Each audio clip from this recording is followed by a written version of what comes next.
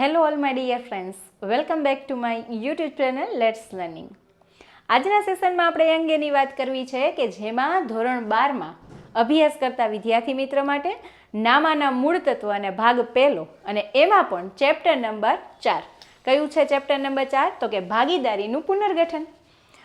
આગલા સેશનમાં આપણે વિદ્યાર્થી મિત્રો લાભના, ત્યાગના અને આમ નોંધને લગતા તમામ દાખલાનો અભ્યાસ કરી લીધો છે. અમુક એવા દાખલા છે કે જે પૂછાતા નથી, એનો આપણે અભ્યાસ કરેલ નથી. તો આજે આપણે આ સેશનમાં શું શીખવાનું છે? તો કે આજના સેશનમાં આપણે સ્વાધ્યાયના MCQ શીખવાના છે. શું કામ ભાઈ MCQ શીખવા જોઈએ? કારણ કે આ એક્ઝામમાં 20 MCQ પૂછાતા હોય તો MCQ શીખવા પણ ખૂબ જરૂરી છે, કારણ કે MCQ જ આપણા માર્ક કટ કરી નાખે છે. રાઈટ ને વિદ્યાર્થી મિત્રો? તો ચાલો સાથે મળીને આપણે MCQ સોલ્વ કરશું. હા, જો તમારી પાસે ટેક્સ્ટ બુક ન હોય ને તો પહેલાં ટેક્સ્ટ બુક લઈ લેજો, કારણ કે ટેક્સ્ટ બુક વગર આપણે સમજૂતી લઈ શકીએ નહીં. અને જો આપણે અહીંયા MCQ લખીએ તો ટાઈમ વેસ્ટ થાય ને વિદ્યાર્થી મિત્રો. તો ચાલો ટેક્સ્ટ બુકમાં તમારે પેજ નંબર 137 કાઢવાનું થશે, બરાબર? અને ત્યારબાદ આપણે સાથે મળીને MCQ સોલ્વ કરીએ. રાઈટ? ચાલો, સૌથી પહેલાં MCQ ફર્સ્ટ શું કહેવા માંગે છે કે ભાગીદારી પેઢીનું પુનર્ગઠન થાય ત્યારે ખાલી જગ્યા બનાવવામાં આવે છે. જ્યારે પણ ભાગીદારીનું પુનર્ગઠન એટલે જુદા જુદા કારણોસર ભાગીદારીમાં થતો ફેરફાર. જુદો કારણ એટલે કયા કારણ હોઈ શકે? તો કે કોઈ ભાગીદારનો પ્રવેશ થાય, કોઈ ભાગીદારની નિવૃત્તિ થાય, કોઈ વ્યક્તિનું મૃત્યુ થાય, અન્ય કારણોસર છૂટા થઈ જાય. બરાબર ને? કારણ કે આજે પેઢી લઈને બેઠા છીએ, પેઢીમાં ફેરફાર તો થવાના જ છે, સ્વાભાવિક છે. કોઈ વ્યક્તિ મૃત્યુ થઈ જાય તો પાર્ટનરશિપ ફોર્મ છે એ બદલવાની છે. આ બદલાતું હોય તો બધું પ્રમાણ બદલાશે. એના માટે કયું ખાતું આવે? તો એનો જવાબ આવે પુનઃ મૂલ્યાંકન ખાતું. પુનઃ મૂલ્યાંકન નામ ઉપરથી જ ખબર પડે કે બધી વસ્તુનું મૂલ્યાંકન શું કરવાનું? ફરીથી કરવાનું. બરાબર? કારણ કે નામ જ છે પુનર્ગઠન એટલે પુનઃ મૂલ્યાંકન ખાતું આવે. ખાસ ધ્યાન રાખજો, ઓપ્શનમાં એવા ખાતા છે વેપાર ખાતું, તો યાદ રાખવાનું વેપાર ખાતું નું આવે. વાર્ષિક હિસાબ શીખતા હોય તો વેપાર ખાતું આવે. માલ મિલકત નિકાલ ખાતું, એ આપણે હજી તમે સમજાશો તો વિસર્જન ચેપ્ટરમાં માલ મિલકત નિકાલ, ધંધો બંધ નથી કરી દેવાનો કે આપણે નિકાલ કરીએ. રાઈટ? તો આપણે માલ મિલકત નિકાલ ખાતું એમ પણ ન આવે. ઓપ્શન થ્રુ જાશો ને તો તમને ઓટોમેટિક યાદ આવી જશે. અને છેલ્લું છે નફા નુકસાન ફાળવણી ખાતા. તો આમાં જે બે ઓપ્શન આપ્યા ને એ તો પાકા સરવૈયાના છે. રાઈટ? કે આપણે જ્યારે વાર્ષિક હિસાબ કરીએ છીએ ત્યારે આ ખાતું આવશે. અને એક વાત હતી માલ મિલકત નિકાલ ખાતું. વિચારી લેવાય કે ભાઈ આપણે પેઢીને બંધ નથી કરવાની, આપણે ચાલુ જ રાખવાની છે, એટલે વિસર્જન કરવાનું નથી, એટલે માલ મિલકત નિકાલ કરવાનો થશે નહીં. એ પણ ઓપ્શન ન આવે. તો હવે આપણી પાસે ઓપ્શન કયો વધ્યો ભાઈ? તો કે પુનઃ મૂલ્યાંકન ખાતું, એટલે કે બધી મિલકતને તમે ફરીથી મૂલ્યાંકન કરો. તો પહેલામાં જે આન્સર આવશે પહેલો પુનઃ મૂલ્યાંકન ખાતું. ખાસ વિદ્યાર્થી મિત્રોને ધ્યાન રાખવાનું કે એક્ઝામમાં તમારે બંને વસ્તુ તમારે નોટ કરવી કે કયો ઓપ્શન છે અને એનું નામ શું થશે. રાઈટ? એટલે ઓપ્શન નંબર બ પુનઃ મૂલ્યાંકન ખાતું. ચાલો હવે એના પછીની વાત કરીએ તો ભાગીદારી પેઢીનું પુનર્ગઠન થાય તો મિલકતની કિંમતમાં વધારો થાય તેની અસર. એકદમ સિમ્પલ વસ્તુ વિચારો. મિલકત વધી, આપણી પાસે મિલકત જેટલી હતી એનાથી મિલકતમાં શું થયું? તો કે વધારો થાય તો શું કરવાનું હોય? મિલકતમાં પ્લસ કરો કે માઇનસ? એ આપણને ખબર પડી જ જાય. વધારો થયો હોય એટલે પ્લસ જ થાય, બાદબાકી ન થાય. બરાબર ને? તમને જ કહેશો કે મેડમ વધારો કરવાનો એટલે શું કરવાનું? તો કે મિલકતમાં પ્લસ, તો મિલકતમાં ઉમેરવાનું. બરાબર? આપણી રીત ઇઝી છે, એક વસ્તુ સમજાવી જ છે. મજા આવે તો શું કરી દેવાનું? કોઈ પણ ખાતું જમા. વિચારો કે હમણાં જ મેં કીધું કે આમાં કયું ખાતું તૈયાર કરવાનું હોય? તો કે પુનઃ મૂલ્યાંકન ખાતું. મિલકત વધે તો મજા આવે ને? મજા આવે તો પુનઃ મૂલ્યાંકન ખાતે શું કરશો? તો કે પુનઃ મૂલ્યાંકન ખાતે જમા કરશો. એટલે આની વસ્તુ શું થાય? મિલકતમાં વધારો થાય અને પુનઃ મૂલ્યાંકન ખાતે જમા થાય. તો આપણો પહેલો જ ઓપ્શન એ જ છે કે મિલકતની કિંમતમાં ઉમેરાય અને પુનઃ મૂલ્યાંકન ખાતે જમા થાય. તો એકદમ ઇઝી છે, ઓપ્શન નંબર એ. આ જ્યારે પ્રશ્ન તમને પૂછાતો હોય ત્યારે તમારે સાચા વિકલ્પમાં તમારી રીતે વિચારવાનું કે આમાં શું આવે. એ આવે ને નોટ કરી લેવાનું અને પછી તમારે 4 ઓપ્શનમાંથી ગોતવાનું કે આપણે જે આ સમજ્યા છે એ ક્યાં છે. બરાબર? કારણ કે મિલકતની કિંમત વધી, મિલકતની કિંમત વધે તો મિલકતમાં શું થશે? ઉમેરાશે. અને બધાને ખબર છે ભાઈ મિલકત આપણી વધે ને તો મજા જ આવે. એટલે મજા આવે તો પુનઃમૂલ્યાંકન ખાતું શું કરવાનું, તો કે પુનઃમૂલ્યાંકન ખાતું જમા કરવાનું થાય, ખાતું જમા એટલે કે ખાતે જમા, રાઈટ. તો આપણો ઓપ્શન થયો. ચાલો હવે એના પછીની જે વાત કરીએ એના પછીનો ઓપ્શન છે ભાગીદારી પેઢીનું પુનર્ગઠન થાય ત્યારે દેવાની કિંમતમાં ઘટાડો થાય તો તેની અસર શું આપશું. એકદમ ઇઝી. પહેલાં વિચારો, દેવું શું થયું, આપણે કોકને પૈસા દેવાના છે એટલે આપણા માટે ઉછીના પૈસા હશે ને, દેવાના ક્યારે થાય, આપણે કોકની પાસે ઉછીના લીધા હોય ત્યારે, રાઈટ. એટલે લોન લીધી છે કે ઘણી બધી રીતે આપણે દેવા થયા હોય, લેણદાર તરીકેનું પણ દેવું હોય, આપણે ઉધાર ખરીદી કરી હોય અને દેવું થયું હોય, રાઈટ. પહેલાં વિચારી લ્યો કે દેવાની કિંમતમાં શું થયો, ઘટાડો.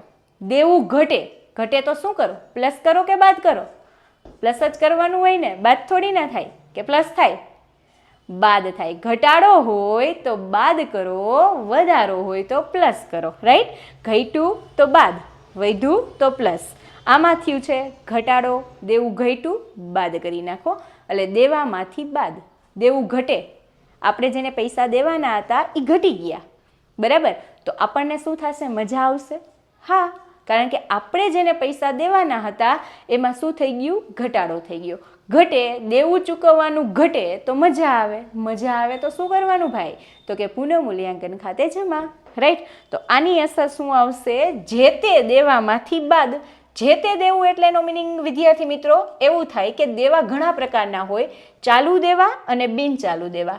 એમાં તમને આપી દીધું હોય કે દેવી હુંડી છે, લેણદાર છે, બરાબર. તો આ ત્રણ બે ચાર વસ્તુ હોય એમાંથી તમારે શું કરી દેવાનું, બાદ કરી દેવાનું, બરાબર. અને બીજી એન્ટ્રી ક્યાં કરવાની થાય, તો કે પુનઃમૂલ્યાંકન ખાતે જમા.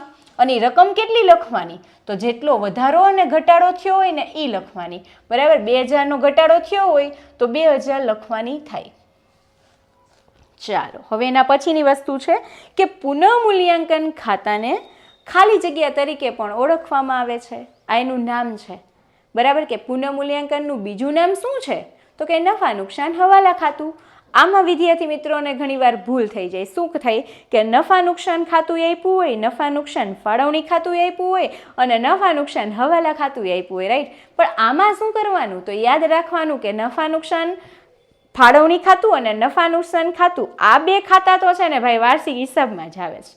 તો આમાં કયું ખાતું આવે, તો આમાં આવે હવાલા ખાતું. એટલે આ MCQ અને VSQ બંનેમાં પૂછાય એવા છે. તો તમારે એટલી વસ્તુને યાદ રાખવાની કે આમાં આવશે નફા નુકસાન હવાલા ખાતું.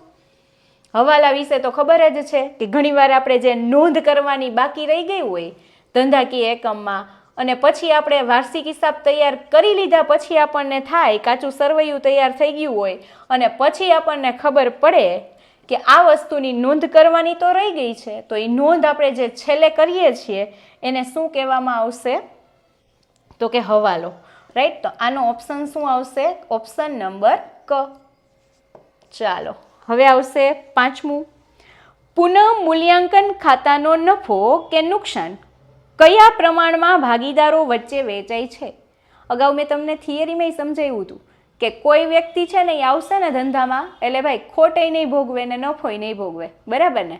આપણે એને નફો નહીં દઈ, એ ખોટમાં પણ ભાગીદાર નહીં થાય, બરાબર. કારણ કે નવો ભાગીદાર છે એ નવેસરથી ધંધામાં આવે, બરાબર. તો એટલી વસ્તુ તમારે યાદ રાખવાની કે આ બધું કોને ભેગું કર્યું હોય, તો કે જૂના ભાગીદારે. તો જૂના ભાગીદારે ભેગું કર્યું છે તો જૂના પ્રમાણમાં જ ફાળવણી થાય, નવા પ્રમાણમાં તો ન થાય. એટલે ખાસ ધ્યાન રાખજો કે ક્યારે ફાળવણી કયા પ્રમાણમાં થશે, તો કે જૂના ભાગીદારને જૂના નફા નુકસાનના પ્રમાણમાં.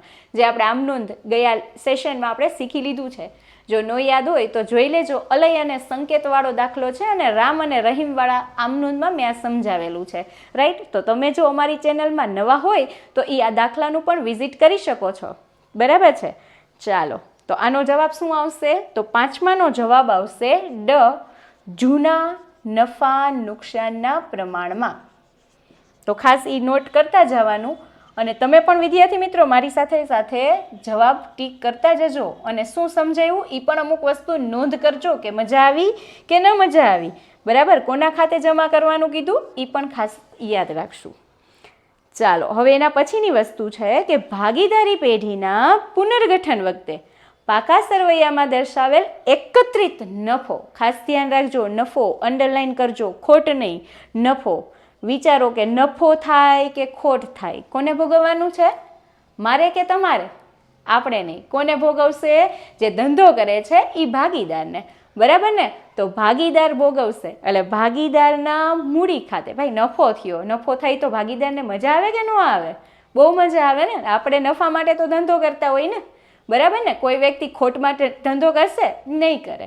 એટલે યાદ રાખજો કે નફો થાય એટલે મજા આવે, અને મજા આવે તો ભાગીદારના મૂડી ખાતે જમા થશે, રાઈટ? તો આનો ઓપ્શન આવશે ક.